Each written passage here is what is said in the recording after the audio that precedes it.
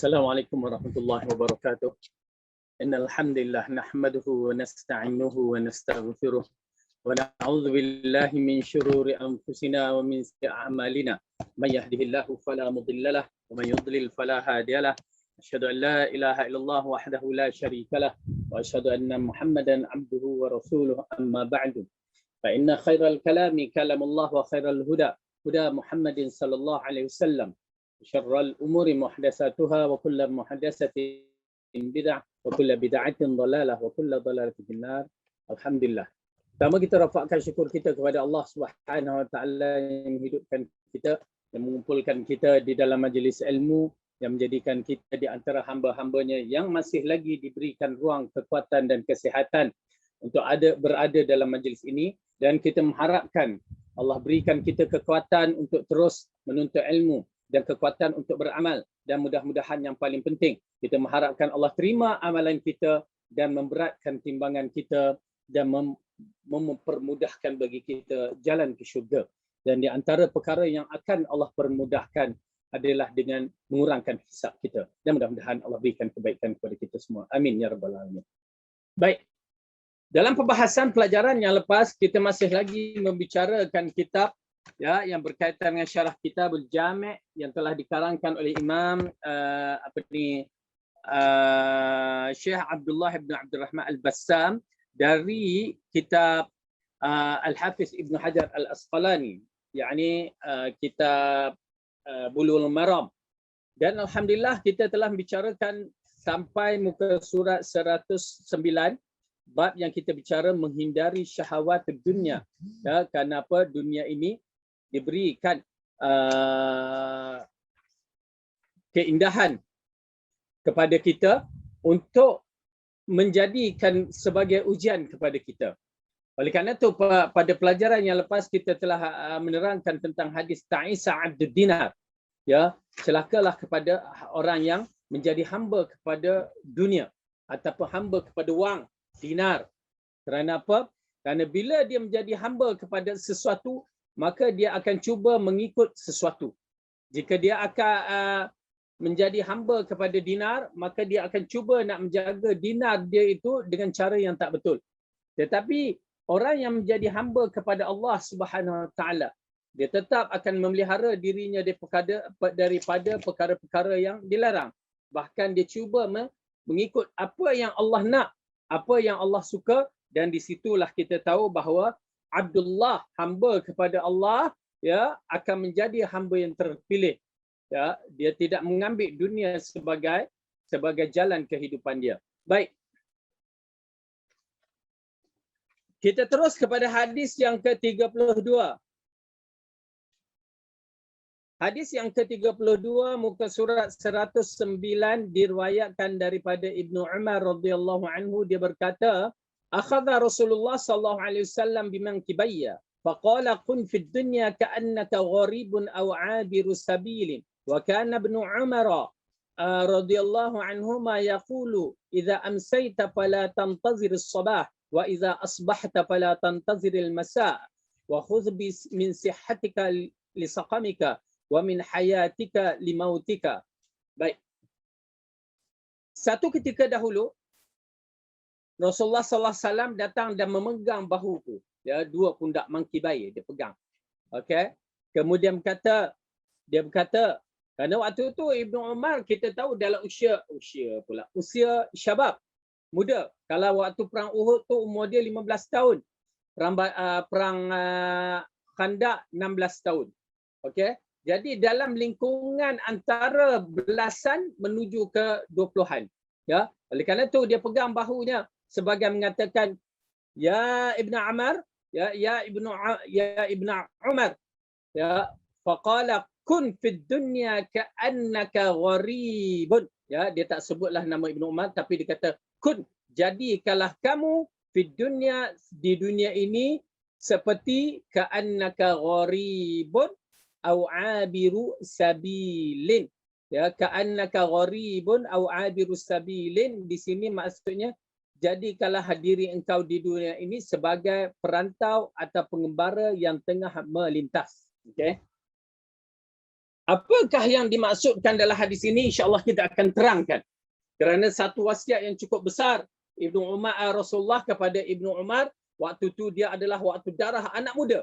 Ya, darah anak muda yang mana darah yang sentiasa membara. Anak muda ni darah dia membara dan bersemangat untuk melakukan apa juga arahan ataupun kerja-kerja. Waktu itulah mereka akan mencari kedudukan ekonomi yang stabil atau apa-apa jugalah ya, yang kita tahu waktu muda. Jadi Rasulullah SAW katakan kepada Abdullah ibnu Umar, ya, kun fid dunya, jadikan diri kamu engkau di dunia seperti perantau. Apa dia perantau? Yakni orang yang berjalan, orang yang berada di perantauan. Okey. Gambar ya. Orang yang bermusafir ataupun adirus sabil ataupun orang yang bermusafir. Okey. Tuan-tuan dan perempuan, kita ni dah memang jenis orang yang keluar satu ketika dahulu. Ya, sebelum datang PKP ini, alhamdulillah kita dah banyak merantau, berjalan, ya, pergi ke luar negeri, ke tempat-tempat sampai jauh ke pelosok dunia yang tak pernah orang sampai pun, alhamdulillah kita sampai. Ya, cuma kubur je belum kita sampai. Ya, akan sampai, semua akan sampai. Jadi, abirus sabil bila dikatakan waktu kita pergi, misalnya lah ambil perkara mudah, ya, misalnya pergi ke Mekah. Okey, kita pergi ke Mekah. Tapi ialah ke Mekah pun dia jadi isu juga. Kenapa? Dia tak seperti orang yang merantau. Dia pergi, dia siap beli. Beg tu beranak-ranak. Ya, beranak-ranak beg tu. Dah bercucu pun. Peringkat awal, beranak sebelum raya, hantar balik dulu. Peringkat kedua, cucu, beg tu bercucu, hantar balik. Barulah kita balik. Ya. Tapi dalam bab ini, Rasulullah SAW bagi misalkan bahawa seorang yang pengembara, kita ni bolehlah kapal terbang yang angkatnya. Tetapi orang dahulu bukan semudah itu. Jadi misalan itu lebih jelas kepada orang-orang yang mengembara, yang merantau, yang tidak mempunyai kenderaan-kenderaan yang canggih ini. Ya, kenderaan-kenderaan mereka sendiri pun ialah kapal terbang pun, hak mana kita boleh masukkan lebih daripada 40 kilo dah kena bayar. Misalan, ya, dah kena bayar. Jadi kita akan hadkan, limitkan barangan kita. Begitu juga yang dimisalkan oleh Rasulullah kepada Ibnu Umar, bahawa jadilah kamu seperti orang yang sedang merantau, sedang dalam perjalanan. Kita tak akan bawa banyak. Kalau kita jalan kaki, kalau macam orang dulu jalan kaki, ya, lagi tak akan nak bawa barang yang berat-berat, melambatkan perjalanan. Oleh kerana itu, satu peringatan bagi kita ni, ya, Rasulullah katakan jadi seperti adiris sabil, seperti orang yang dalam perantauan ataupun orang dalam bermusafir. Yakni kita tak akan belengah buat kerja, kita akan cuba kerana timing kita terhad, kita nak duduk, kalau duduk di RNR pun tak lama. Ya, kita akan duduk dalam masa sejam, 2 jam tu sahaja. Ya, paling cepat pun sekadar buang air, minum, beli air tu, lepas tu balik, kita keluar. Kenapa? Kita musafir. Lalu Rasulullah mengingatkan kepada para sahabat, jadikanlah kamu di dunia. Ni dunia yang kita duduk ni seperti abiris sabil. Jangan nak memperbanyakkan barang-barang urusan dunia maksudnya. Ya, kalau ikutkan saya tengok di belakang saya pun kitab-kitab punya banyak ni kitab kan. Tetapi kita melihat dari sudut keperluan apa yang diperlukan. Kalau keperluan kita terlalu banyak, maka ialah kita kena menyediakan keperluan itu. Tetapi kalau bukan keperluan itu terlalu banyak, itu yang jadi masalahnya. Masalahnya tentang mana, tuan-tuan dan perempuan? Masalah dia tentang audit tu nanti, hisap. Waktu dihisapkan itu, sekecil-kecil barang akan dihisap. Dan sebesar-besar sudah tentu. Kalau sekecil-kecil barang, faman ya'mal mithqala dzarratin khairan yarah, ya, barang siapa yang melakukan amalan baik walaupun sebesar zarah akan diperlihatkan. Barang siapa yang melakukan kejahatan sebesar zarah akan diperlihatkan. Dalam surah Al-Kahfi, ya, ma hadzal kitabu la yughadiru saghiratan wala kabiratan illa ahsaha. Apa kitab ni? Ya, tidak meninggalkan sekecil-kecilnya, apatah lagi sebesar-besarnya, semuanya dikiranya ataupun diauditkannya. Ya, itu dia. Oleh kerana itu perjalanan kita, tuan-tuan dan puan-puan, berhati-hati supaya hisab kita dipermudahkan oleh Allah. Wallahu a'lam. Baik. Kemudian Rasulullah mengatakan, Ibnu Umar mengatakan hadis yang tadi itu had abirus sabil, maksudnya sampai seperti kamu pengembara yang sedang melintas satu kawasan. Maka Ibnu Umar mengatakan, ini lafaz kemudian Ibnu Umar. Lafaz pertama tadi dari Rasulullah. Lafaz kedua ni adalah Ibnu Umar. Dia mentafsirkan apa yang Rasulullah maksudkan. Jika telah masuk petang, maka jangan engkau menunggu datang waktu pagi. Jika manfaat datang bila kamu berada di waktu pagi, jangan tunggu waktu petang. Manfaatkan masa sihatmu sebelum datang sakitmu dan masa hidupmu sebelum datang ajalmu. Dengan arti kata lain, satu nasihat yang cukup besar yang perlu kita lihat dari pemahaman Ibnu Umar radhiyallahu anhu tentang tentang apa yang Rasulullah sallallahu alaihi wasallam arahkan di sini. Baik, kita tengok prosa kata kita lalukan dan kandungan hadis apa yang Rasulullah sallallahu alaihi wasallam katakan dan apa yang Ibnu Umar jelaskan kepada kita tentang perkara-perkara tersebut. Pertama, hadis ini yang mulia, ini satu antara hadis-hadis nasihat terbaik. Bahkan sebaik-baik hadis mematahkan angan-angan, mengingatkan kematian dan menghasungkan agar lebih giat beramal. Ya, hadis ini diriwayatkan oleh Bukhari, yang mana ianya penterjemah ini, syarah ini mengatakan hadis yang mulia ini adalah di antara hadis yang terbaik sebagai nasihat, bahkan sebaik-baik hadis untuk mematahkan angan-angan kita. Ya, kerana kita ni hidup berangan-angan, kadang-kadang melebihi angan-angan. Ya, bercita-cita tak apa lagi, tetapi berangan-angan sampai satu angan-angan yang tidak logik dengan tidak ada kemampuan pada diri kita. Maka itu yang jadi masalah. Kalau bercita-cita, dia ada usaha dengan cara yang betul. Ya, dengan melakukan jalan yang betul. Tetapi bila berada angan-angan, maka dia macam cerita budak-budak nak jadi Ultraman lah. Itu angan-angan. Ya, ataupun budak-budak nak jadi Power Rangers atau Iron Man atau Batman ataupun Postman. Postman okey. Yang lain semua tak okey. Ya. Jadi oleh kerana itu angan-angan yang begini dia akan mengganggukan perjalanan kita, seperti mana dalam hadis Rasulullah sallallahu alaihi wasallam mengisyaratkan kan, dia pernah melukiskan dalam hadis dalam kisah Rasulullah meletakkan okey. Misalan dia tulis macam ni. Ya, 4 segi. Dia letakkan 4 segi macam tu. Kita tahu kisahnya. Lepas tu dia letakkan satu garis yang melepasi. Okey. 4 segi itu. Jadi dia katakan bahawa ini umur kamu, had umur kamu ni, had sini je. Ya, bermula daripada sini, umur kita had sini. Tetapi yang lebih itu adalah angan-angan. Ya, lebih tu angan-angan. Nyawa kita dah habis, angan-angan je tinggal. Okey. Oleh kerana itu kehidupan angan-angan ni berbahaya. Dia akan mengganggu banyak perkara. Dia akan merosakkan siri amalan-amalan tu terlalu banyak. Berbeza dengan cita-cita. Angan-angan ni dia, kita pun tahu angan-angan. Ya, angan-angan lah. Tenang kita. Bismillah.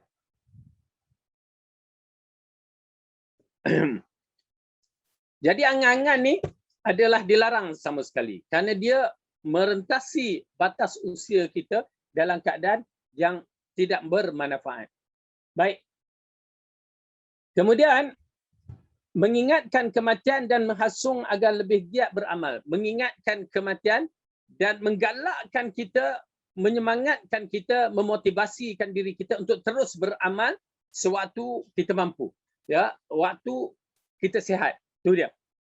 Kemudian kedua, sabda Nabi, jadilah engkau di dunia sebagai perantau. Kerana pengembara itu tidak akan berdiam terlalu lama di negeri yang bukan negerinya. Hatinya tidak tenang dan tenteram di situ. Dia juga tidak ikut-ikutan berlomba dengan penduduk yang kekal di kawasannya. Jiwanya selalu rindu terhadap kampung halamannya. Dia tetap berencana dan berusaha keras suatu saat pulang ke negerinya. Selama di negeri asing itu, dia tidak ambil pusing dengan penghuninya. juga tidak senang menyaksikan kebiasaan yang bertolak belakang dengan adat negerinya, baik dalam bermasyarakat maupun cara berpakaian. Maksudnya dalam bab ini, jadilah engkau, Rasulullah katakan, jadilah engkau di dunia bagaikan perantau. Maka orang yang berada di perantauan, dia kalau lalu kawasan tu, dia akan tengok aja apa yang dia nak tengok. Budaya orang ke, makan minum orang ke, dia tidak berminat. Yang minda dia ada perancangan, ada program yang telah ditetapkan untuk berada di satu kawasan tempat dia balik. Adalah mustahil seorang yang pergi merantau tak balik-balik. Melainkan dia hilang di tengah jalan, mati. Ya. Tetapi kalau dia merantau dengan ada plan dia, maka dia akan merancangkan sesuatu untuk selesaikan kerja-kerjanya di dunia dengan secepat mungkin dan dia akan pergi balik. Ya. Oleh kerana itu, seorang yang merantau, dia pernah pergi ke tempat-tempat yang jauh, apa-apa pun dia akan kembali ke tempat asalnya.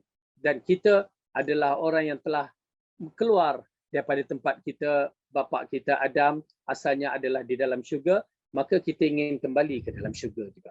Jadi kita merantau di muka bumi ini sementara untuk kita sampai ke tempat asal ayah kita, yakni di dalam syurga. Hadis ini mengandung unsur yang memotivasi agar membatasi pergaulan, juga ada hasungan agar berlaku menjauhi kemewahan dunia. Abul Hasan berkata, perantau ini biasanya membatasi pergaulan dengan penduduk asli dan merasa kurang nyaman saat berada di tengah-tengah mereka.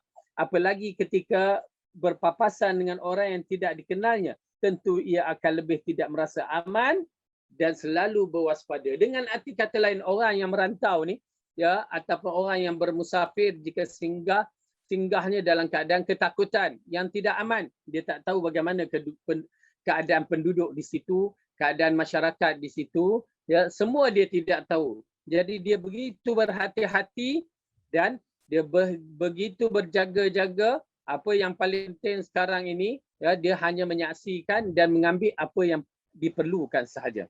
Ketiga, sabda Nabi atau pengembara yang tengah melintas. Pengembara yang sedang dalam perjalanan tentu tidak menetap terlalu lama dan juga tidak betah tinggal di negeri yang dilintasinya sampai dia tiba negeri asalnya, iaitu negeri abadi, tempat berkumpulnya para sahabat manusia pilihan. Yakni kalau seorang tu tengah jalan, ya, dia hanya bercita-cita untuk balik dah.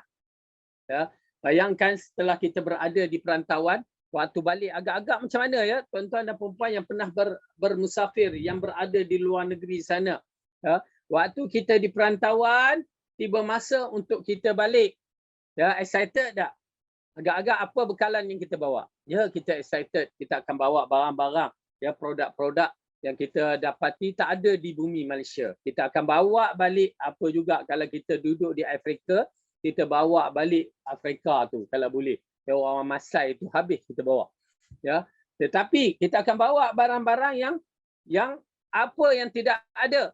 Di sini kita merantau di muka bumi. Apa yang kita perlu bawa? Allah telah bagikan guideline kepada kita. Bawa amalan soleh. Ya, bukan bawa kain kafan yang berwarna-warni ke ataupun make-up ke, tak. Allah, Rasulullah mengatakan, apa dia? Bawa amalan soleh. Jadi amalan soleh ini yang menjadi satu bekalan yang paling baik sewaktu kita menuju ke tempat pulangan kita di bumi akhirat nanti. Baik. An-Nawawi, yakni Imam Nawawi berkata, kamu jangan cenderung kepada dunia dan jangan pula kamu jadikan ia tempat menetapmu. Kerana kamu jangan membisikkan hatimu itulah tempat tinggalmu yang kekal. Dan jangan bertaut hatimu kepadanya kecuali seperti terpaut hati seorang perantau terhadap negeri yang segera akan ditinggalkannya. Menuju negeri yang sebenarnya. Inilah mungkin maksud dari perkataan Salman Al-Farisi. Amarani Khalili sallallahu alaihi wasallam alla attakhidha min ad-dunya illa kamata'ir raqibin. Kekasihku Nabi Muhammad telah menyuruh aku agar tidak mengambil dunia kecuali sekadar bekalan seorang pengendara. Jadi siapa dia ni? Salman Al-Farisi. Ya, Salman Al-Farisi mengatakan diwasiatkan Khalili. Yakni bila sebut Khalili ialah kekasihku. Ya, kekasihku sallallahu alaihi wasallam, Allah supaya tidak mengambil dunia, Allah attakhidha minad dunya, melainkan illa kamata'in, seperti bekal seorang pengendara, yakni orang yang berada di atas kenderaan, kuda, unta, ya. Apa yang dibawa? Mustahil dibawa almari atas unta. Ya, dia bukan boleh dibawa almari. Mustahil bawa benda-benda yang pelik-pelik di atas kuda. Okey, oleh kerana tu nasihat Rasulullah kepada Salman Al-Farisi. Siapa dia Salman Al-Farisi? Ya, tuan-tuan dan puan-puan tahu bila sebut Salman Al-Farisi, lelaki ini bukanlah lelaki sebarangan. Lelaki yang mempunyai kehebatan dan keazaman yang kuat. Lelaki ini adalah anak menteri satu ketika dahulu. Anak menteri yang kaya raya.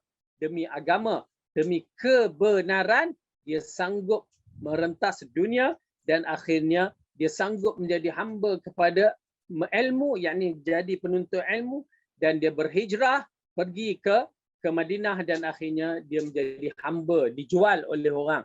Ya, nampak tak? Tetapi demi mencari kebenaran, mencari Rasul di akhir zaman, ya, akhirnya dia sanggup menjadi hamba untuk mendapatkan bertemu dengan Rasulullah. Tapi akhirnya kita tahu dia dibebaskan daripada hamba orang Yahudi itu dengan bersyarat, dan kemudian dia menjadi penuntut ilmu dan orang yang paling rapat di antara sahabat-sahabat yang rapat dengan Rasulullah sallallahu alaihi wasallam. Ini dia Salman Al-Farisi.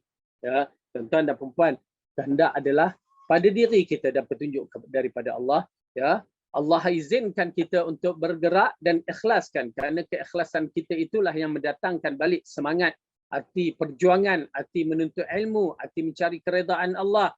Kalau tidak ada ikhlas dalam diri kita untuk menuntut ilmu dengan keikhlasan mencari keredaan Allah, maka wallahu alam, man yahdihillahu fahuwal muhtad.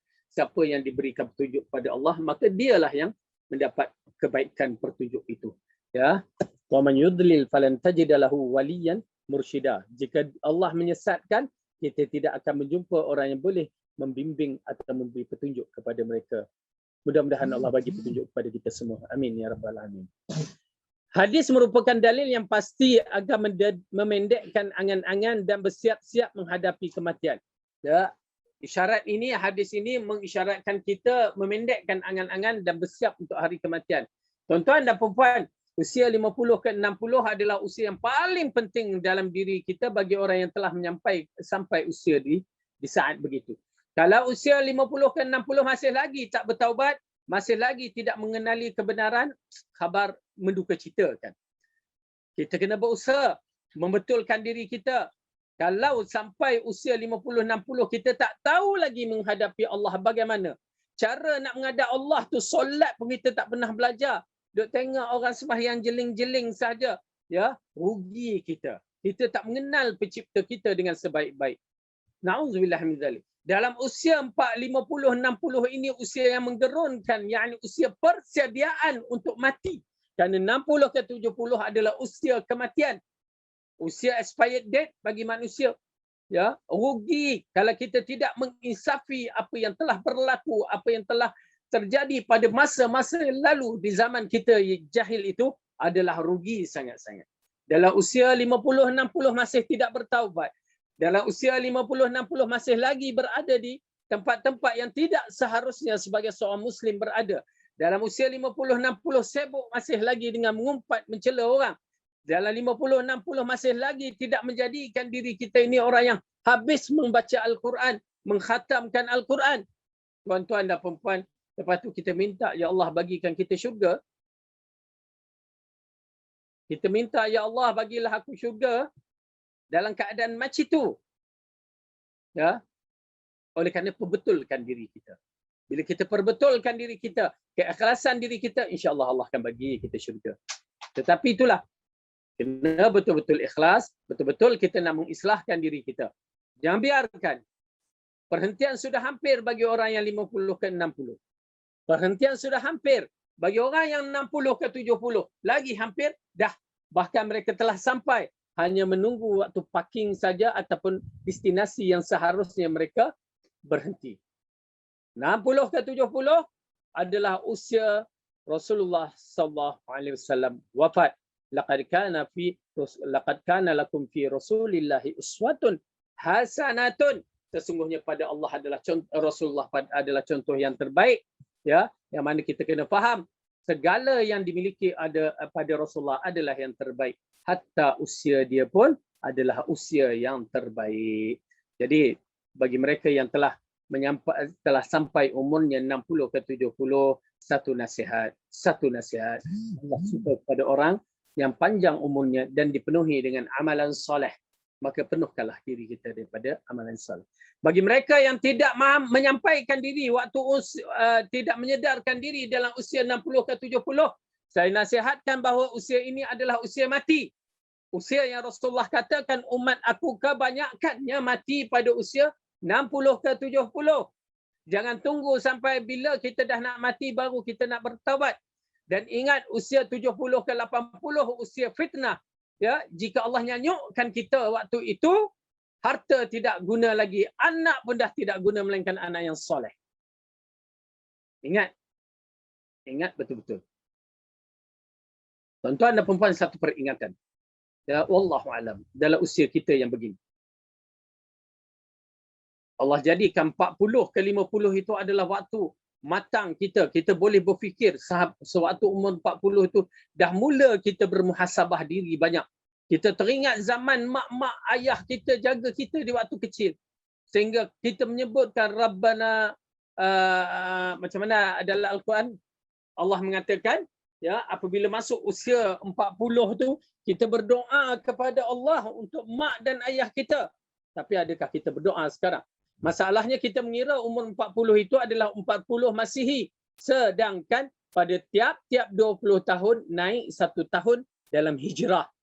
Maksudnya kalau orang tu 20 tahun Masihi, maka umur dia 21 tahun hijrah.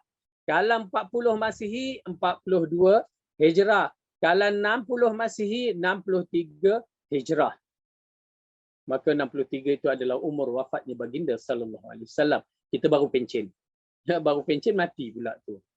Subhanallah. Dan ala kulli hal, tuan-tuan dan puan-puan selesaikan fardu ain masing-masing. Fardu kifayah tuan-tuan dan puan-puan sudah miliki.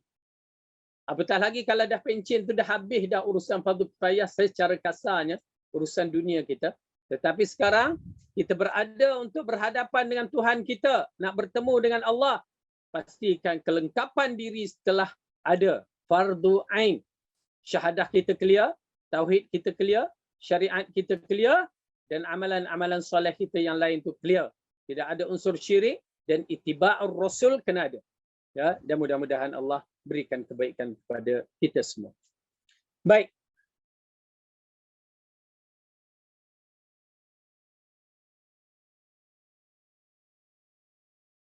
Umar Abdul Aziz berkata, jika dunia bukanlah merupakan negeri untuk menetap, maka ia sudah seharusnya orang beriman menyikapi dengan dua hal. Umar Abdul Aziz, siapa dia Umar bin Abdul Aziz ini? Khalifah yang terbaik di zaman Bani Umayyah, yang ianya masyhur dengan kewarakan dia, kesolehan dia, yang sehingga orang mengatakan dia termasuk dalam Khalifah Ar-Rashidin.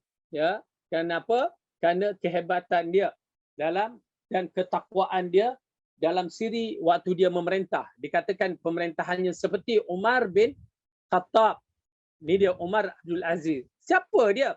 Ya, dia adalah cicit, kalau tak salah cicit kepada Umar Al-Khattab. Ya, bagaimana Umar boleh memiliki wanita zuriat yang begini? Puncanya Umar berjaga di tengah malam, dia pergi tengok-tengok keadaan Madinah. Sewaktu dia bersandar di satu rumah, dia terdengar budak tu, seorang perempuan sedang bertengkar dengan anaknya. Bertengkar dengan anaknya, dia dengar. Pasal Umar kan, kita tahu dia berjalan, dia dengar budak menangis, dia tanya, "Hei, kenapa menangis ni? Ya, kenapa budak ni menangis?" Kita tahu kisahnya. Dan dengar perempuan di waktu malam tu perempuan tu sayu-sayu mendendangkan syair sedih. Kenapa? Ya, sebab suaminya telah mati syahid. Ya, tinggal dia sedangkan dia baru kahwin. Ya. Kemudian dalam kisah ni Umar waktu itu sedang bersandar, tiba-tiba dia terdengar seorang wanita sedang bergaduh dengan anaknya. Ya, anak perempuannya. Dikatakan apa? Wahai anak aku, isikanlah air sedikit. Kalau tak adalah untung pada susu kita tu. Ya, susu asli. Tiba-tiba maknya kata tambahkan air sedikit supaya banyak. Lalu anak ni mengatakan, wahai ibu, kalau Umar mengetahui perkara ini, dia akan marah kita. Lalu dia mengatakan, Umar takkan ketahui. Ya, kita duduk di rumah, kita tambah. Siapa yang tahu? Umar takkan tahu. Lalu lelaki anak ini mengatakan, wahai ibu, kalau Umar tidak mengetahuinya, tetapi Allah mengetahui. Itu dia. Ya, Allah mengetahui. Satu kalimah yang terpancar dari hati seorang wanita solehah, anak yang solehah ini, ya, yang menyebabkan Umar terpegut. Kenapa? Masih ada lagi rakyat dia yang betul-betul takut kepada Allah. Dahsyat, ya. Umar dalam menghitung dahsyat. Kita tahu bagaimana dia pergi nak beli anak kambing, beli kambing pada pengembala. Ya, budak yang mengembala kambing yang begitu jauh daripada kawasan tuannya, banyak pula tu. Ya, lalu dia kata, jualkan aku seekor kambing. Dia kata, ini bukan kambing aku, ini kambing tuanku. Alah, juallah seekor, tuan kamu bukan tahu. Lalu dia mengatakan, kalau tuan saya tidak tahu, Allah tahu. Wah, tu dia. Umar terus merdekakan budak tersebut. Dan begitu juga perempuan ni, apabila Umar mendengar diucapkan perkataan tersebut, dia ingatkan rumah tu, lalu dia balik bertemu dengan anak-anaknya. Lalu dikatakan di antara anak-anaknya, aku mendapati seorang wanita solehah berada di kawasan Madinah ini. Ya, aku inginkan kamu, di antara kamu, siapa yang ingin berkahwin dengannya. Ya, dalam sirah kata begitulah. Siapa yang ingin berkahwin dengannya? Jika kamu tak nak kahwin, aku yang nak kahwin. Oh, Masya Allah, kan. Lalu anak dia seorang, saya tak ingat nama dia, mengatakan saya bersedia. Lalu dikahwinkan. Dan pada dia lah dapat cucu, dan pada cucu itulah lahirnya cicit yang dikatakan Umar Abdul Aziz. Ya, Abdul Aziz ini adalah pemerintah Bani Umayyah. Ya, dia berkahwin dengan anak kepada cucu kepada Saidina Umar. Lepas tu Abdul Aziz ni dapat cicit lah. Okay? Maksudnya Umar cicit kepada Umar. Jadi ini dia satu perkara yang penting yang meletakkan diri Umar Abdul Aziz berkata, jika dunia bukan merupakan negeri untuk menetap. Kalau dunia ni bukan tempat negeri menetap, macam kita pergi ke negeri-negeri luar tu bukan tempat untuk menetap, hanya singgah aja, maka sudah seharusnya orang beriman menyikapi dengan dua hal. Orang beriman mesti ada dua prinsip ini. Kalau dah tahu kita ni, dunia ni bukan tempat menetap, ataupun kita merantau, duduk pergi Amerika ke, pergi ke London ke, pergi ke Pakistan ke, Arab Saudi ke apa, bukan tempat menetap. Okey, apa dia? Pertama, dia berada di dalam seolah-olah pengembara yang singgah dalam waktu yang singkat di negeri yang asing, tiada keinginan dirinya melainkan hanya untuk mengumpul bekal lalu melanjutkan perjalanan kembali ke negeri asal. Yang pertama, dia kena ada sikap bahawa dia singgah sebentar hanya untuk melepaskan lelah dia ataupun mengisi apa yang perlu untuk dia teruskan perjalanan dia. Itu dia kaedah dia. Boleh faham kan? Ya. Berarti dia bersedia untuk meneruskan perjalanannya.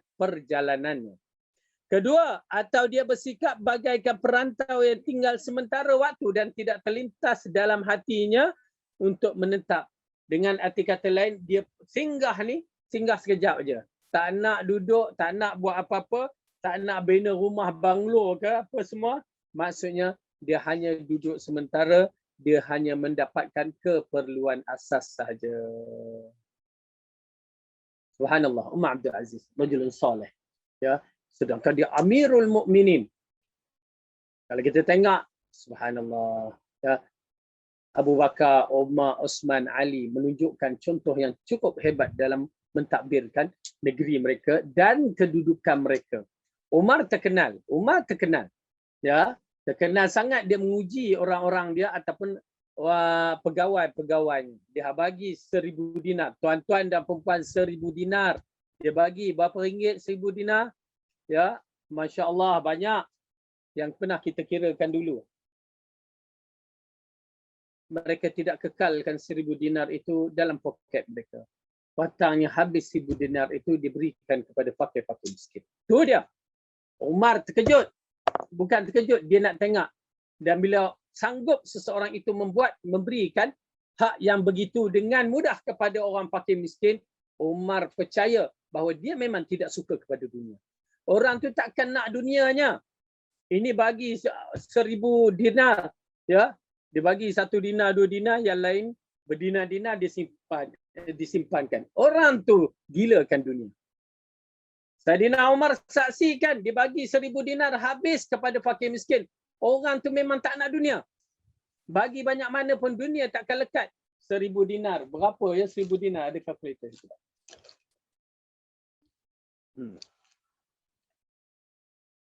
Baik.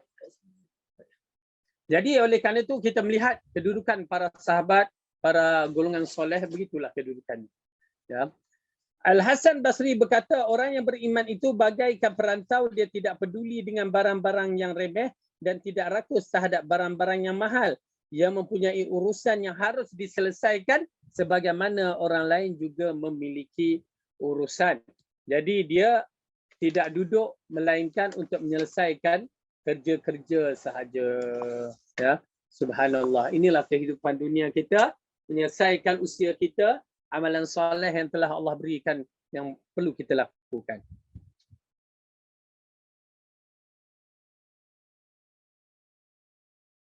Yang keempat,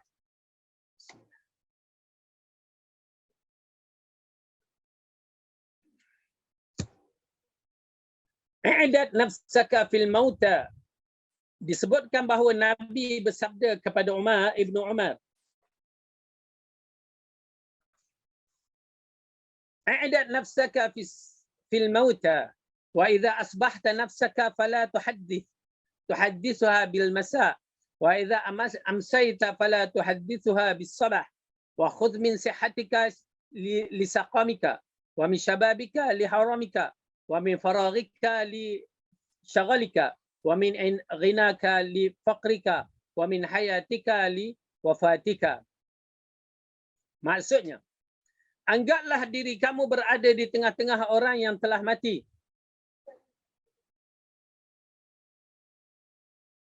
Jika kamu masuk waktu subuh, kamu jangan membisikkan hatimu masih ada kesempatan sampai petang. Nanti jika kamu masuki waktu subuh, kamu jangan membisiki hati masih ada kesempatan sampai subuh nanti. Okey, maksudnya jangan kamu bila sampai waktu petang, kamu kata insya-Allah esok ada lagi. Sampai waktu esok insya-Allah petang ada lagi. Jangan, tak boleh begitu. Kerana apa? Kerana kita tidak tahu waktu kematian kita. Ya, oleh kerana itu dikatakan sediakan kita di dalam kawasan orang yang telah mati misalnya. Gunakan masa sihatmu sebelum datang masa sakitmu. Masa sihat sebelum datang masa sakit. Tuan-tuan dan perempuan, dalam bab coronavirus misalnya Allah uji negara kita dengan di seluruh dunia berkaitan dengan coronavirus ni agak menarik. Sebab tu kami pergi haji dulu kan pada tahun 2018, 2019 ya, itu yang terakhir haji yang kita dapat buat. Bayangkan 2019 tu ya, dah selesai balik, tiba-tiba berlaku coronavirus ya, dengan isu yang begitu dahsyat COVID-19 ni ya, sehingga kan tidak dibenarkan sesiapa pun pergi ke Mekah. Hatta kita sendiri tak dapat nak melakukan haji pada tahun 2020. 2021 kita dalam penantian. Doakan. Bayangkan jemaah-jemaah yang pernah bercerita ya, pernah bersama kita bercerita, ustaz tahu dah ustaz ya, kalau ikut saya nak pergi untuk tahun 2020. Tiba-tiba dalam keadaan terpaksa jugalah kita paksakan juga, ya, kita tambahkan sikit duit untuk ni, akhirnya kami pergilah satu keluarga. Kalau tidak Ustaz, habis 2020 kita dah tak boleh nak. 2021 belum tentu lagi. Dengan harga package dah naik dan segala-galanya telah naik dan kena ada vaksin pula tu dan segala-galanya yang terhalang. Umur 60 dah tak boleh, umur 18 ke bawah dah tak boleh, tak apa lagi yang 18 ke bawah, tapi 60 tu. Ya, 60 ke atas dah tak boleh dah. Disebabkan mereka mudah dijangkiti. Habis nak buat macam mana? Nampak tak tuan-tuan dan perempuan? Satu ujian yang menyebabkan kita kena faham elok-elok, jangan tunggu sampai kita rasa kita boleh. Sedangkan kita dah boleh dah. Tapi kita nak tunggu sampai satu hari, satu ketika, jangan. Oleh kerana tu haji bila kita nampak dah boleh, terus apply dan terus kalau dapat pergilah. Sekarang dah payah. Memang payah. Umur yang ke-60 ke atas tidak dibenarkan. Umur 18 ke bawah pun tidak dibenarkan. Tapi itu tak apalah, dia membesar. Dia ada ruang lagi. Tapi yang 60 ke atas, duit dah ada, dah ditabung haji. Package sudah naik. Sudah tentu naik dengan harga yang tinggi. Kenapa dalam bilik tak boleh duduk lebih daripada 2 orang? Dah jadi isu. Lepas tu kalau tak ada pula cucuk vaksin, tidak dibenarkan. Kalau dah masuk umur 60, tidak dibenarkan. Janganlah tuduh kerajaan Arab Saudi begini-begini, tak. Dah tiba masanya kita kena hadapilah. Ya, oleh kerana itu tuan-tuan dan puan-puan, itu pun saya risau. Kenapa? Dikatakan bahawa umur 50 itu pun menjadi tanda tanya lagi. Ya, siapa yang ada dalam usia 50 bersiap sedia. Ya, takut-takut tidak dibenarkan juga. Wallahu a'lam. Ya, siapa yang mampu pergilah. Ya, pergilah. Tak apalah, tinggallah. Siapa yang tak payah nak tunggu-tunggu, alah anak saya nak ikut, tak payahlah. Ya, buat kita dulu, selesaikan yang wajib ini kita dahulu. Ya, kerana haji adalah satu perkara yang memerlukan kekuatan ekonomi, tenaga dan kesihatan yang betul. Okey? Jadi jangan tunggu sampai kita rasa, kita yang rasa, ya. Maka bagi mereka yang tak pernah bercita-cita tu memang rugilah. Kita bercita-cita dalam bab wajib, kena bercita-cita untuk melakukannya. Bab wajib mesti ada cita-cita. Yang biarkan. Ya kan, kenapa rukun Islam yang 5 tu yang kita tahu, solat, ya, wajib, puasa, zakat dan haji. Ya. Sebelum lagi jihad fi sabilillah yang merupakan kewajipan ummah yang mesti kita ada cita-cita. Kerana dia adalah membela agama dan membela manusia, ya, di seluruh alam ini. Baik. Jadi jangan tunggu sampai petang. Kalau waktu subuh kita berada, jangan tunggu sampai petang, dan kalau kita berada di waktu petang, jangan tunggu sampai pagi. Maksudnya kita tangguh-tangguhkan kerja tu. Jangan. Ya, teruskan buat. Gunakanlah masa sihatmu sebelum datang masa sakitmu. Sihatmu sebelum datang masa sakitmu. Ya, suatu isu coronavirus ini adalah waktu yang sakit. Yang mana kita diarahkan membuat perkara-perkara SOP yang telah ditetapkan. Ya, SOP yang ditetapkan ini adalah untuk kebaikan kita, bukan untuk orang lain. Untuk kesihatan kita, bukan untuk orang lain. Itu yang kita tak faham. Kenapa bila SOP sahaja ada yang menentang? Untuk kebaikan. Kita tak setuju dengan teori-teori kita sana boleh bercampur, sini tak boleh bercampur. Biarkan sana, bila mereka kena padan muka mereka. Ya, kita duduk pertikaian, oh tengok mereka tak ada SOP, tak apa pula kita yang kat masjid ni kena ada SOP. Biarkanlah mereka. Mereka kena, mereka yang tanggung. Kita cuba menjagakan diri kita dari kena penyakit. Itu satu kewajipan. Kerana penyakit ini tergadai nyawa. Yang banyak mendatangkan istilah teori-teori konspirasi berkaitan dengan COVID-19 ni, sebenarnya dia tak kena. Tu yang senang cerita. Bila dia tak kena, dia baca. Dia bukan pakar perubatan pun. Terutama yang berada di Malaysia. Dia hanya membaca orang cerita, ustaz tu cerita. Ustaz bukan pakar perubatan. Dia kena berbincang dengan doktor-doktor. Barulah. keluarga dia tak kena, mak ayah dia tak kena, anak-anak tak kena, isteri, suami tak kena, bolehlah dia bercakap. Tuan-tuan dan perempuan, kalau kena pada diri dia, baru dia, betul, COVID-19 ni ada. Kita berbicara kena adil dalam bab. Saya dah menyaksikan, menantu saya dah kena. Ya. Ipar saya pun kena. Kawan rapat-rapat tu kena. Memang kita tengok depan mata kena. Dan kena pula bukan main-main. Seorang, dua orang dah mati. Atas nama COVID. Habis kita nak kata apa ya? Wallahu alam. Bagi mereka yang hanya pandai bercakap tanpa memikirkan masalah ummah adalah satu perkara yang berbahaya. Satu perkara yang berbahaya. Nauzubillah. Dia ambil dari sudut ni, ambil ini, terus terima dan terus ya provokasi kepada masyarakat dan akhirnya masyarakat menentang kerajaan dengan cara yang tak betul. Nauzubillah min zalik. Ya, nauzubillah min zalik. Sehatmu sebelum sakitmu. Sihat kita dah sakit, tuan-tuan dan perempuan, ya, kita sembahyang ni mampu berdiri, bila dah sakit boleh tak berdiri? Duduk. Terasa nikmat tu Allah tarik. Dah duduk tak larat dah, terbaring, baru nak solat. Waktu sihat bawa motor pacak-pacak, aksiden pun tak boleh nak sujud dah. Ya, baru menyesal. Hanya disebabkan Allah sayang dia, tak matikan dia. Bagi dia bertaubat. Kalau waktu naik pacak-pacak terus pacak ke liang lahat, kan, langsung tak boleh solat. Habis tempat kedudukannya. Okey? Jadi begitulah. Waktu sihat kita sebelum sakit. Tak percaya kaum perempuan terutamanya banyak sakit lutut. Ya, dah masuk meningkat umur ke 60 ni sakit lutut, ya. Sembang dengan saya ni sakit lutut, ustaz, itulah sakit yang paling banyak bagi kaum perempuan. Bila usianya meningkat. Sampaikan satu tempat tu, kelas tu, ya, dia tingkat pertama, tingkat kedua. 1, 2. Tingkat kedua naik tangga. Yang datang makcik-makcik dah usianya 60-an. Ya.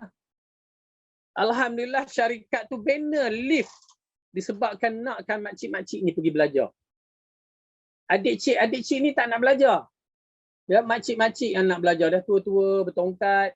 Pasal waktu tak ada lift tu dulu, nak masuk kelas tu dah kira macam merangkak dah. Tangga tu dah dekat tu merangkak dah, penat.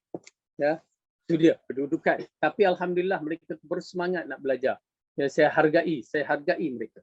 Ya, kerana kesungguhan mereka, walaupun dah tua, masih lagi nak belajar. Baik.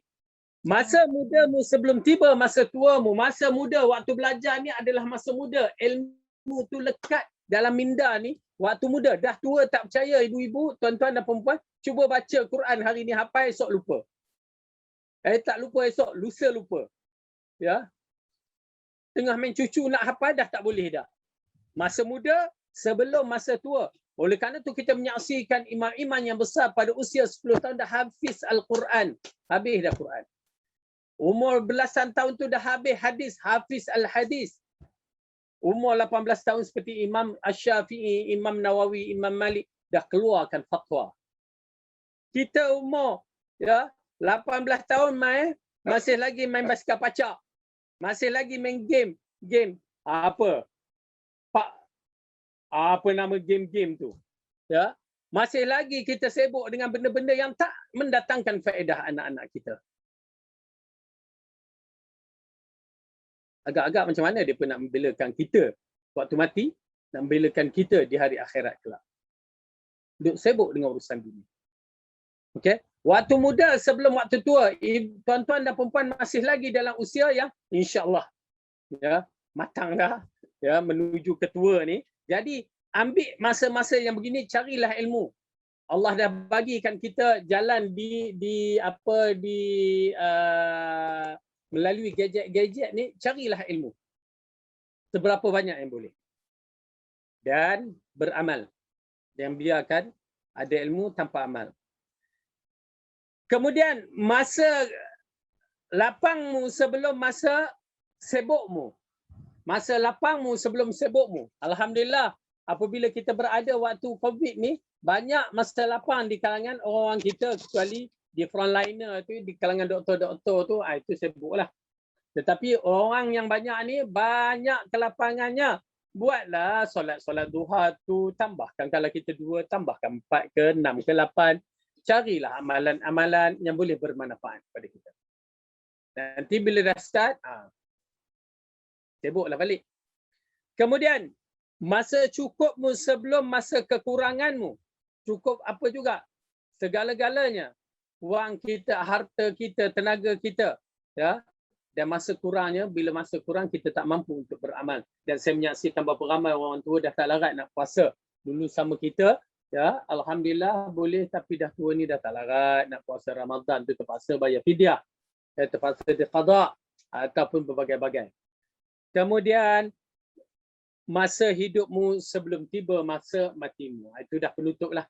Itu kita tak payah bicara. Kalau hidup kita tak beramal, ambillah masa mati kamu, lepas tu nak harap hidup tak pernah baca Quran sampai mati nak orang bacakan Quran untuk kita.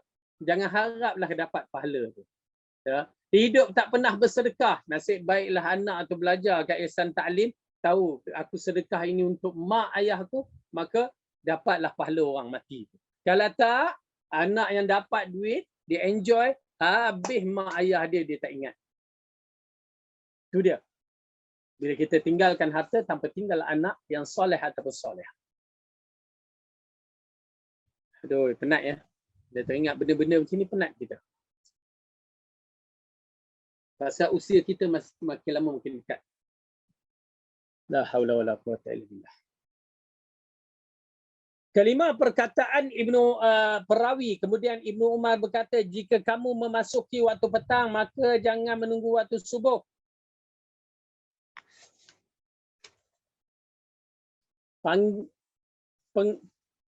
Penggalan ini adalah perkataan Ibnu Umar yang dimasukkan ke dalam hadis.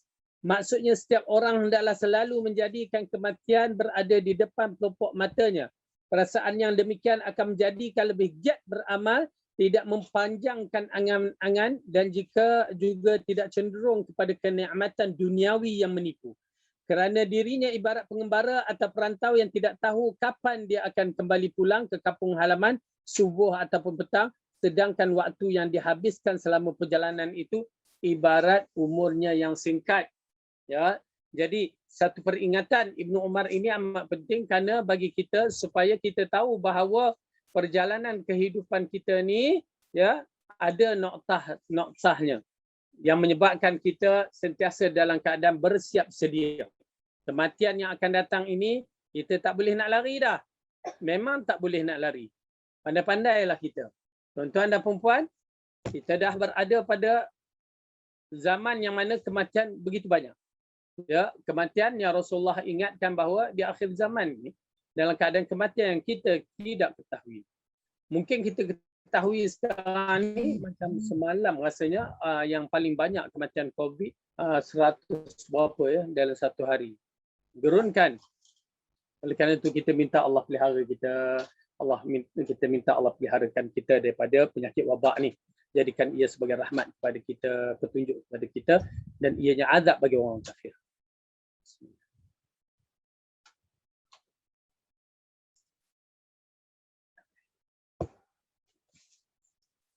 Baik.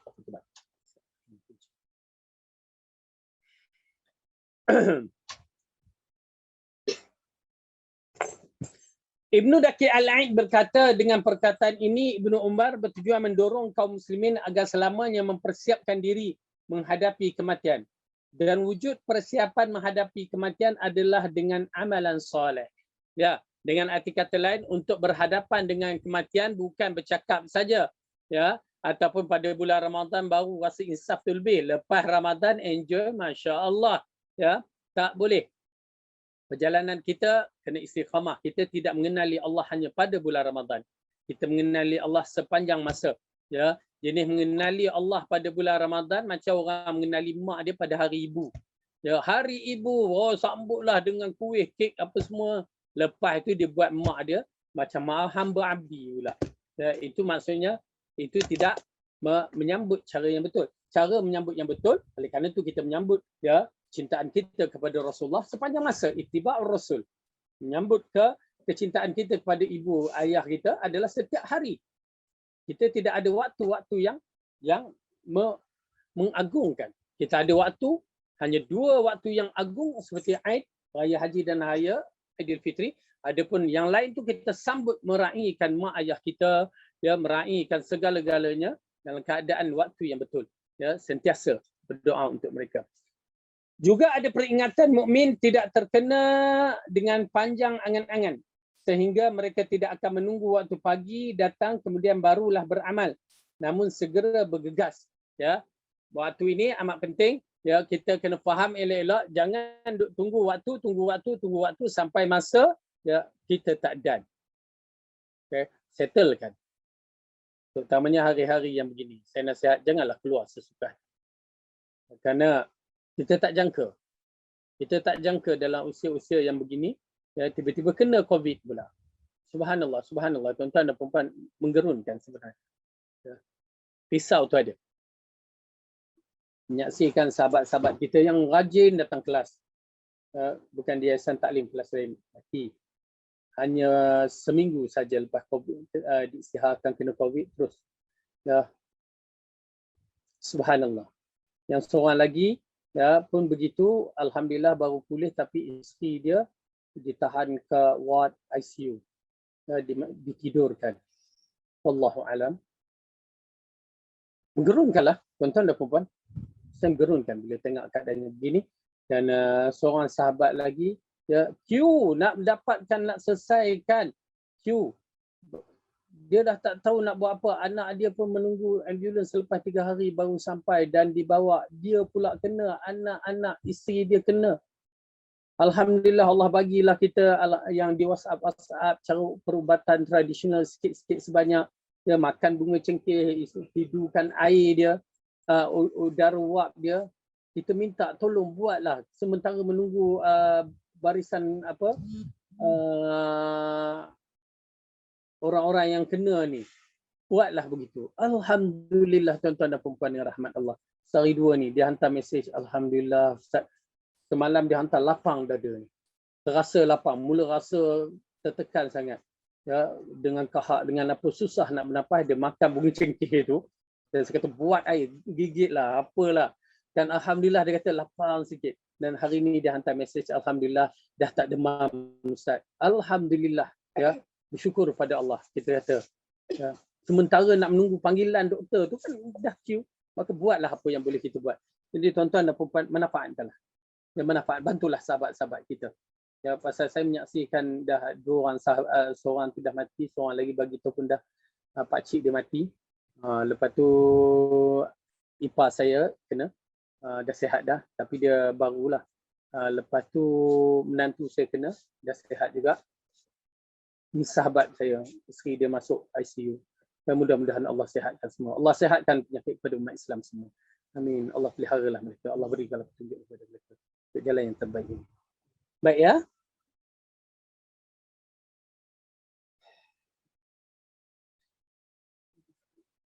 Jika sudah masuk waktu pagi, tidak perlu menundanya sampai waktu petang. Ibnu Rajab berkata, wahai wasiat Ibnu Umar ini berisi hasungan agar segera mengakhiri angan-angan. Jika datang waktu sore, jangan sampai menunggu waktu pagi. Dan jika datang waktu pagi, jangan menunggu waktu sore, petang. Namun sudah seharusnya selalu bersangka bahawa ajalnya mungkin saja tiba sebelum datangnya waktu itu. Dengan gambaran ini, inilah zuhud terhadap dunia difahami. Pernah ditanya kepada Imam Ahmad, apa yang dapat menjadikan zuhud terhadap dunia? Beliau menjawab, memendekkan angan-angan. Inilah jawapan dikatakan oleh Sufyan Ats-Tsauri saat ditanya hal yang sama. Jadi dengan arti kata lain, ya, angan-angan kita ni kena dipendekkan. Ingatkan mati. Ya, hadimul ladzah, hancurkan kelazatan dengan mengingati mati. Ya, bila kita ingat mati, tak nak apa-apa dah. Ya. Macam seorang tu kena penyakit kanser kan. Kita bagi misal contoh, seorang hamba Allah kena penyakit kanser. Bila dia kena penyakit kanser, doktor kata kamu akan mati sebulan lagi. Tuan-tuan dan perempuan, dia tak ada dah angan-angan dia tu. Ya, nak beli BMW ke, Ferrari ke, nak beli banglo satu ke, tak ada dah. Nak berjalan ke seluruh dunia ke, tak ada dah. Dalam minda dia, mati. Ataupun aku nak nyawa. Dia cari itu je. Subhanallah. Tuan-tuan dan puan-puan, pasal saya, ialah kita sahabat-sahabat ni, sebelum dia mati, dia hantarkan satu mesej yang cukup menarik. Ya. Masya Allah. Dia hantar mesej yang cukup menarik. Tapi nak menggambarkan bahawa tidak ada dah keinginan dalam jiwanya dunia ini. Aku akan mati, buat apa lagi aku dunia ni? Ya. Sambil tu dia berubat, tapi dah sampai ajalnya, maka dia mati. Tuan-tuan dan perempuan, itu dia. Ya, jangan tunggu apa-apa lagi. Jangan kita berangan-angan lagi. Carilah keredaan Allah. Buatlah sebaik-baik yang mungkin. Terutamanya jagalah solat kita. Kerana itu adalah urusan kita dengan Allah dengan sebaik-baik urusan. Baik, kemudian. Inilah ucapan Imam Ahmad. Inilah juga ucapan Sufyan Ats-Tsauri. Ini adalah penafsir Al-Quran dan penafsir hadis yang baik. Ya, yang baik. Yang perlu dilihat oleh kita sendiri. Keenam, perkataan Ibnu Umar, gunakan masa sihat sebelum datang masa sakit.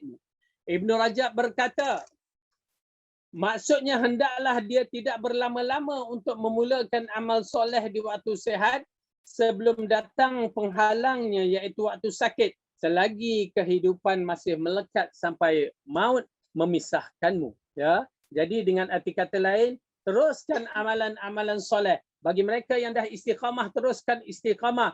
Terutamanya bagi penuntut ilmu, jadikan dia satu kelazatan dalam siri kita beramal, yakni menuntut ilmu. Ya, tuan-tuan dan perempuan, bila kita ada rasa kemanisan dalam siri menuntut ilmu, kita akan sentiasa maintain dan jaga dia. Kemudian kita lihat hadis yang diriwayatkan oleh Imam At-Tirmidzi dari Abu Hurairah bahawasanya Rasulullah SAW bersabda, "Badirul bil a'mali sab'an, hal tantaziruna illa faqran munsiya, au ghinan mutghiya, au mardan mufsida, au haraman mufannida, au mautan mujhiza, au dajjalu, fasyarru ghaibin yuntazar, au sa'atu, fas-sa'atu adha wa amat." Maksudnya, segeralah beramal sebelum datang 7 perkara. Okey, ambil dalam bab ini. Segera kita beramal sebelum datang 7 perkara. Yang pertama, apakah dia? Tidaklah kalian diberi tangguh kecuali menghadapi. Ya, tidaklah diberikan penangguhan itu kecuali menghadapi kefakiran yang membuat lupa. Ya, kita takut kefakiran itu, tak kiralah fakir dia sudut harta, fakir dia sudut agama, maka menyebabkan kita lupa tentang Allah, lupa tentang agama.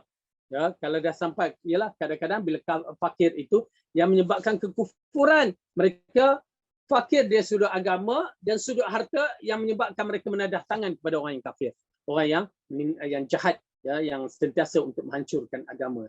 Okay. Kedua, tidaklah kekayaan yang menjadikan berlaku melampaui batas. Kaya, tapi kayanya dihasilkan, ya, dengan izin Allah, tapi diambil melalui cara yang haram. Satu. Yang kedua, kaya dia merasakan dia sudah kaya dengan hebatnya sampai dia melampaui batas seperti Qarun. Ya, jangan buat.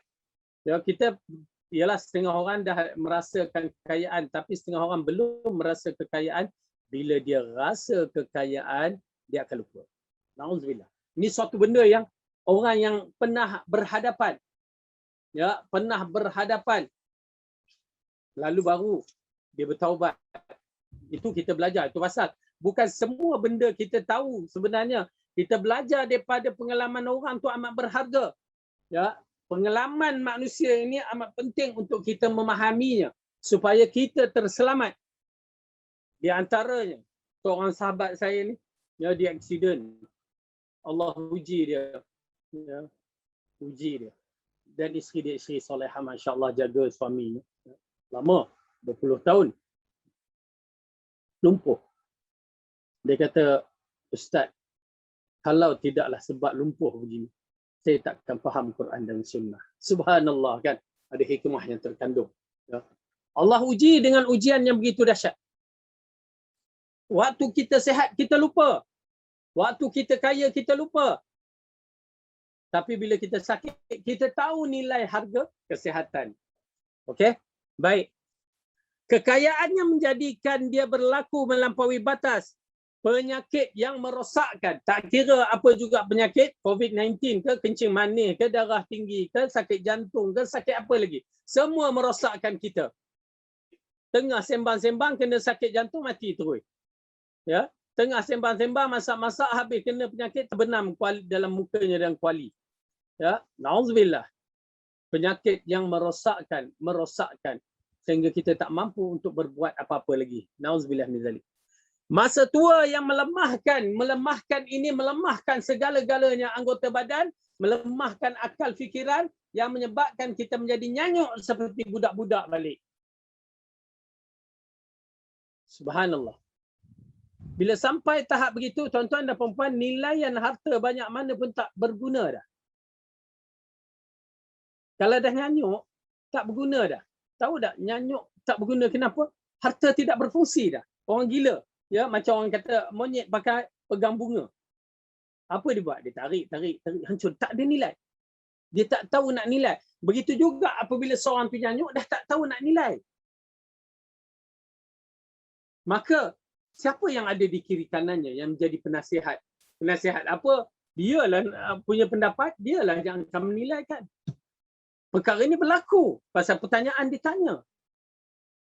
Seorang sahabat, Masya Allah, dia telefon, Ustaz, suami saya dah nyanyuk. Bagaimana kedudukan harta yang saya nak pegang ni? Subhanallah. Tuan-tuan dan perempuan, kalau tidaklah seorang isteri yang solehah yang bertanya ini, ya, maka dia akan agihkan sesuka hati. Kita bagi pandangan dan nasihat. Kerana dia sebagai pembantu suami, maka suami memiliki harta, gunakanlah sebaik-baik. Sampai orang tua suami dia mati, ya, dan balance dia tak apalah. Dia boleh bicara dengan cara yang lain. Tapi nak ceritakan, suami dah tak tahu. Letaklah beribu ringgit pun. Dia tak tahu. Ya, tak tahu pun, tak kisah pun. Ya, tuan-tuan dan perempuan, kalau dah sampai satu tahap kita ni, dulu baby kita pakai pampers, dah tua kita pakai pampers. Apa bezanya baby tu dia yang tak tahu apa-apa dengan kita tua tak tahu apa-apa. Sebab kata orang dah main taik balik. Waktu baby makan benda yang lembut, dah tua kena makan benda yang lembut. Waktu baby tu berjalan merangkak, dah tua pun berjalan merangkak. Dah tak wheelchair, kursi roda. Sama. La haula wala quwwata illa billah. Allah berikan kita zuriat salihah yang menjaga kita. Kita minta lindung kepada Allah kena penyakit-penyakit nyanyuk ni. Seperti mana Rasulullah SAW mohon doa supaya tidak sampai waktu arzalil umur yang dikatakan umur kepada kanak-kanak. Ya, begitulah kehidupan kita, ya. Tuan-tuan dan perempuan, kembali kepada kehidupan kecil semula.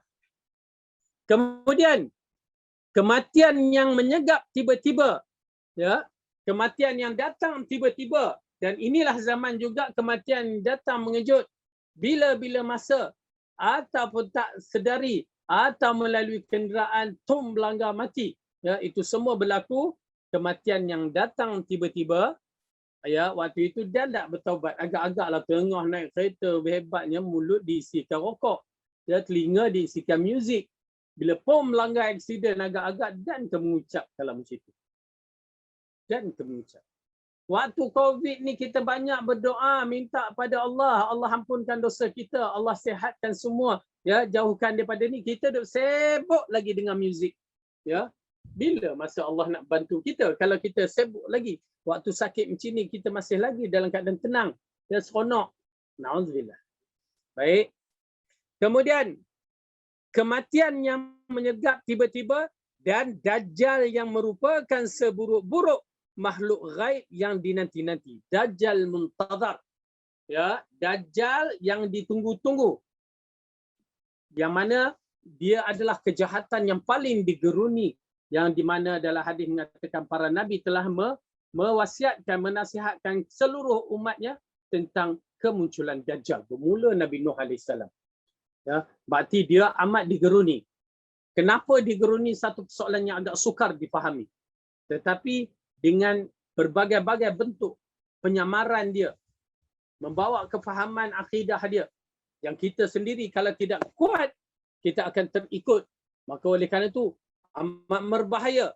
Dajjal kalau datang waktu begini, mungkin kita akan terancam. Terancam, tuan-tuan dan puan-puan. Terancam sangat-sangat. Kerana apa? Kerana fitnahnya terlalu dahsyat. Sehingga orang yang menyangka dirinya merasakan dirinya selamat, rupanya dia dah terjebak dalam Dajjal. Agak menarik kan? Agak menarik dalam istilah kisah-kisah sehari dua bab berkaitan dengan konspirasi Yahudi, ya, konspirasi Yahudi, ya, kita takut kita. Sudahnya dia takut konspirasi, dia takut Allah. Sudah takut pada Dajjal daripada takut Allah. Dia pusing-pusing bab Dajjal, akhirnya dia sendiri berada dalam golongan yang dikaitkan dengan Dajjal. Nauzubillah. Minta Allah lindung kita lah. Itu yang paling penting, minta lindung. Minta lindung. Belajarlah tuan-tuan dan puan-puan, belajarlah dengan ilmu yang bermanfaat. Ya, Yayasan Talim, saya ucapkan terima kasih kerana mampu menyediakan tempat orang nak merujukkan ilmu yang bermanfaat.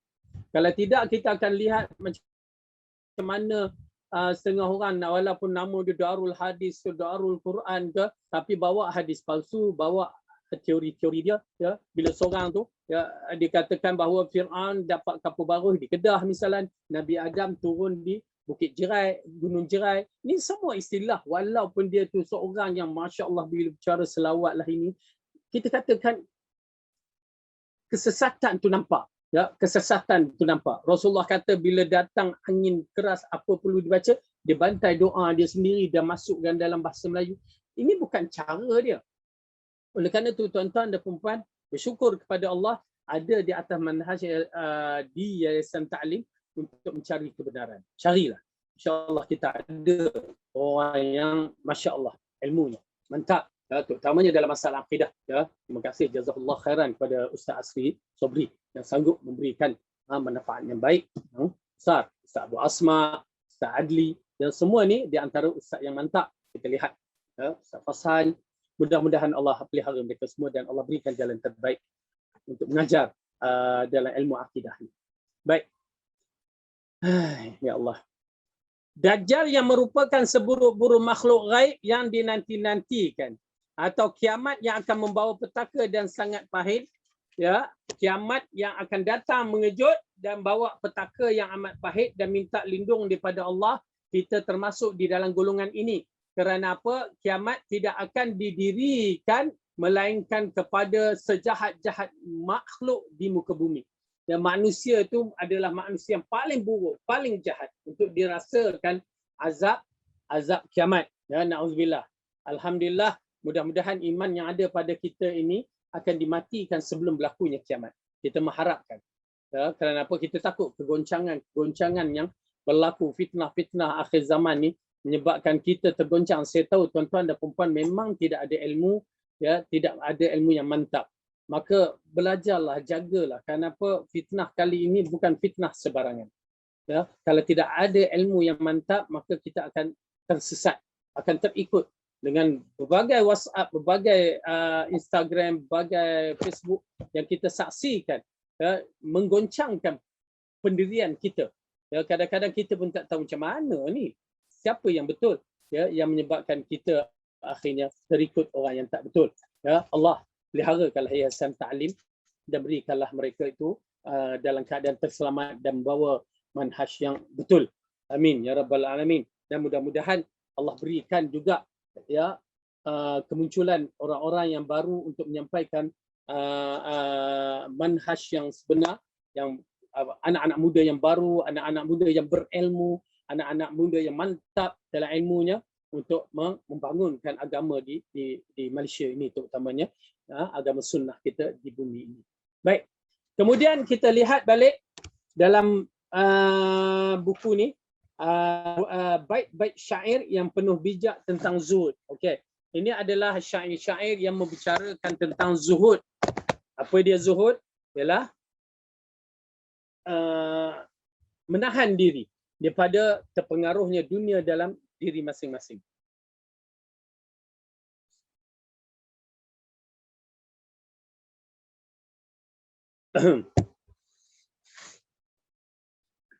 Kata penyair. Ini bahasa-bahasa Arab, bahasa-bahasa syair, balaghah apa semua ni kadang-kadang kemampuan kita ni kurang. Okey, tapi tak apalah, kita baca aja supaya kita melihat apakah baik-baik syair yang diterangkan. Ta'ahhaba lilladhi la budda minhu fa innal mauta miqatul ibad atarda an takuna rafiqa qaumin lahum zadun wa anta bighairi zadin. Okey, maksudnya bersiaplah untuk sesuatu yang pasti. Kematian itu suatu saat pasti mendatangi setiap orang. Ya, satu syair yang cantik, dia kata bersiaplah untuk sesuatu yang confirm. Bukan sesuatu yang tidak jelas, tak tahu okey ke tidak sampai, tidak. Ya, tetapi yang dah jelas sampai, apa dia? Mati. Terus ke mati, bukan muda tua ke. Kita ni agak-agak aku ni sampai umur begini kan. Akhirnya tak sampai.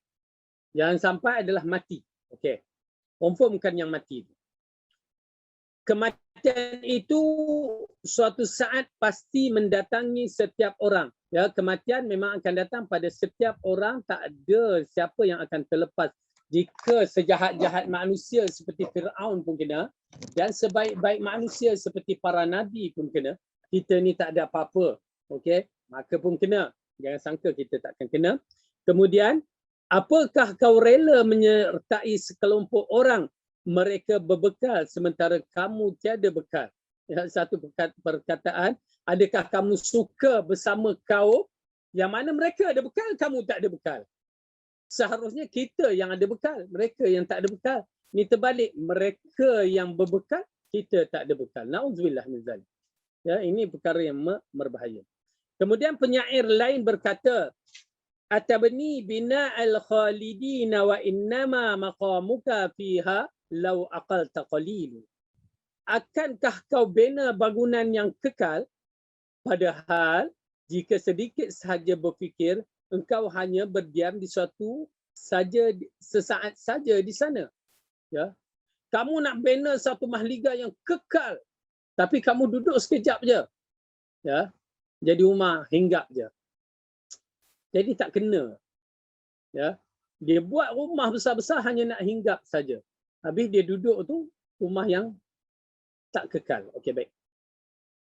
Laqad kana fi zillil araqi kifayatun liman kana fihi ya'tarihi rahilu. Sebenarnya berteduh di bawah pohon ara cukuplah sudah bagi orang yang sedang menempuh perjalanan. Ya, maksudnya kita bina rumah di tengah-tengah bandar besar tu, rupanya kita nak singgah aja, lepas tu kita nak pergi ke tempat lain. Tak logik. Itu nama dia tak logik. Habis duit pada tempat yang sekejap je, lepas tu orang lain yang menguasainya. Okey, tak apalah. Nasiru ila, penyair lain berkata, nasiru ilal ajali fi kulli lahzatin wa ayyamuna tutawwa wa hunna marahilu. Kita semua menghampiri ajal di dalam saat, setiap saat. Hari-hari serasa dilipat sementara ajal mengintai. Okey, maksudnya kita ni berjalan pada setiap saat itu dah nak sampai ajal.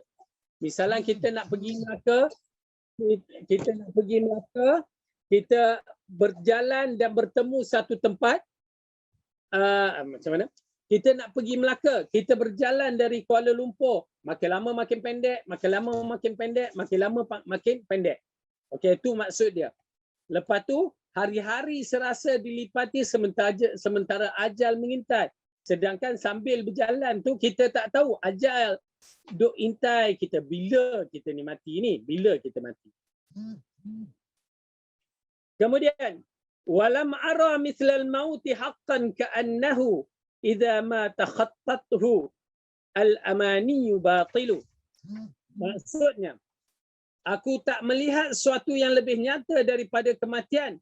Memanglah kematian itulah yang membayarkan angan-angan.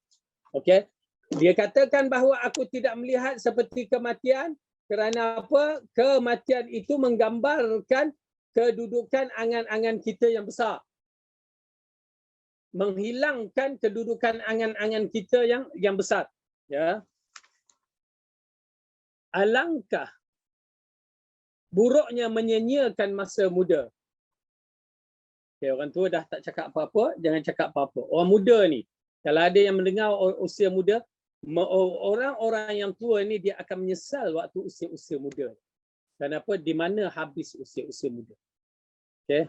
Nasib kita lah kalau kita orang tua yang telah berhadapan dengan masa-masa muda yang silap itu, banyakkan istighfar. Itu je yang boleh cover dosa-dosa kita.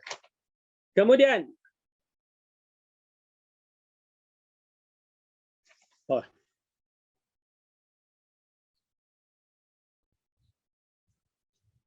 tarahal min dunya bizadin min al-tuqa wa umruka ayyamun wa hanun wa qalailu. Bertolaklah dari dunia ini dengan dekat. Dah melangkau kita. Lalu bagaimana jadinya jika uban di kepala telah menyala? Itu yang tadi terlepas dah. Bertolaklah dari dunia ini dengan bekal takwa. Umurmu tinggal beberapa hari dan dunia terlalu remeh nilainya. Okay? Jadi dalam syair ini mengatakan bertolaklah dari dunia dengan takwa kita. Jadi apa yang ada pada kita bermula daripada sekarang, banyakkan istighfar, banyakkan rujuk kepada Allah, banyakkan betulkan balik jalan-jalan kita ni. Ya, kalau boleh tinggalkanlah segala urusan dunia tu yang tak bermanfaat maksudnya. Ibnu Qayyim bersyair. Ini Ibnu Qayyim rahimahullah merupakan lelaki yang agung dalam siri mempertahankan Quran dan Sunnah. Ibnu Qayyim Al-Jauziyah ini dia asalnya orang yang mahir dalam bahagian Sufism. Ya, dia mahir. Ya, dan dia tidak dia berada dalam keadaan yang pemahaman yang tak betul pada peringkat awal. Tetapi semenjak dia bertemu dengan Syekhul Islam Ibn Taymiyah, dia mendapat ilmu yang begitu mantap sehingga muncul dia kehebatan dia, syair dia pandai syair itu menghentam segala golongan-golongan mubtadi', khurafat dan juga golongan akidah yang sesat. Ini dia Ibnu Qayyim Al-Jauziyah, merupakan lelaki yang agung, anak murid Syekhul Islam Ibn Taymiyah. Ada beberapa anak murid termasuk Ibnu Katsir dan Imam Az-Zahabi. Ya, ini adalah orang-orang yang masyhur. Baik, jom kita baca. Fahayya ala jannati adnin fa innaha manaziluka ula wa fiha mukhayyamu. Jom, ayuhlah kita menuju ke syurga Aden. Di sana kerana ia tempatmu yang paling utama. Ya. Di sana ada khemah-khemah. Okey. Dia kenapa dia rangkapkan 3 jadi itu, okey. Ayuhlah kita menuju syurga Aden kerana ia tempatmu yang paling utama. Di sana ada khemah-khemah. Kemudian walakinnana sabyul aduwa fahal turi na'udu ila awtanina wa nusallimu. Tapi kita ini adalah tawanan musuh. Apakah engkau berniat kembali ke kampung halamanmu? Lalu kita semua menyerah. Ya, subhanallah. Okay. Faham ke tuan-tuan dan puan-puan? Apa kita baca? Wa qad za'amu anna al-ghariba idza na'a wa syatat bihi awtanuhu fahuwa mughramu. Mereka kira bahawa apabila pengelana telah jauh dan meninggalkan kampung halaman pastilah beruntung. Wa ayyu'tirabin fawqa ghurbatina allati laha adhat al-a'da fina tahakkamu. Pengembara mana yang lagi yang lebih menyusahkan kita sementara para musuh jelas-jelas menguasai kita. Dengan arti kata lain, ya, kita tidak mampu untuk kembali ke jalan yang betul jika musuh dah menguasai kita. Hawa nafsu menguasai kita, kejahatan pemikiran angan-angan menguasai kita, maka semuanya itu akan mengganggu perjalanan. Dengan arti kata lain, kita nak balik ke akhirat. Tapi ya, kalau ikutkan, kita nak balik ke syurga Aden. Kita ada khemah-khemah. Tapi yang masalahnya kita ditawan oleh hawa nafsu. Kita nampak, kita tahu dah khemah-khemah tu ada, syurga terbentang ada, tapi hawa nafsu itu yang menyebabkan kita terkandas ataupun kita tak boleh nak bergerak. maka apalah keuntungan kita nak balik ke kampung tapi kita masih terikat. Oleh kerana itu tanggungjawab kita ialah kita kena lepaskan diri kita daripada belenggu hawa nafsu dan jadikan diri kita orang yang betul-betul bertakwa dan takut kepada Allah Subhanahu Wa Taala yang menyebabkan kita termasuk dalam arti kata orang yang bertakwa, orang yang zuhud, orang yang wara. InsyaAllah. Kenapa? At-taqwa seperti mana yang kita belajar ialah seperti seorang yang berjalan di atas duri-duri. Tuan-tuan dan puan-puan, bagaimana kita berjalan di atas duri-duri? Misalnya pom pecah kaca rumah kita, pinggan pecah kan atas lantai. Bagaimana tuan-tuan dan puan-puan berjalan? Laju? Tak. Kita akan berhati-hati. Jalan sikit, tengok ada kaca ke tidak, mula kita sapu. Orang nak jalan, tunggu. Ya, ada kaca. Begitulah takwa. Yang disebutkan takwa kita di muka bumi ini, kita berjalan, kita hidup penuh dengan berhati-hati. Ya, tuan dan perempuan, SOP adalah satu perkara yang penting. Bila kita menyaksikan SOP ini, saya agak tertarik disebabkan apa? Kita faham agama kita. Hari ini kita faham agama kita sebagaimana kita faham kedudukan sekarang. Kenapa kerajaan bertegas? Ya, kerajaan bertegas jaga SOP. Sebab tak nak kita kena penyakit. Kenapa Allah bertegaskan dalam Al-Quran hukum hakam? Itulah SOP supaya jangan kamu masuk neraka. Jadi SOP dalam agama itu adalah arahan, peraturan dan arahan yang mesti diikut.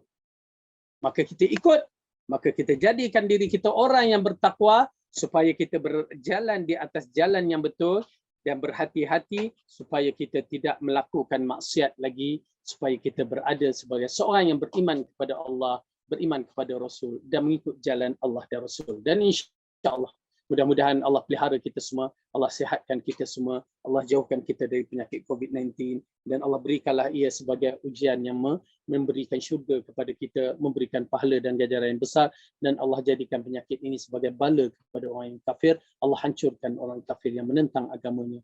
Allah hancurkan orang kafir yang menjadikan musuh Islam sebagai musuh mereka. Allah peliharalah umat Islam. Allah selamatkanlah Palestin dan umat Islam di dalamnya. Allah peliharalah ahli sunnah di mana-mana.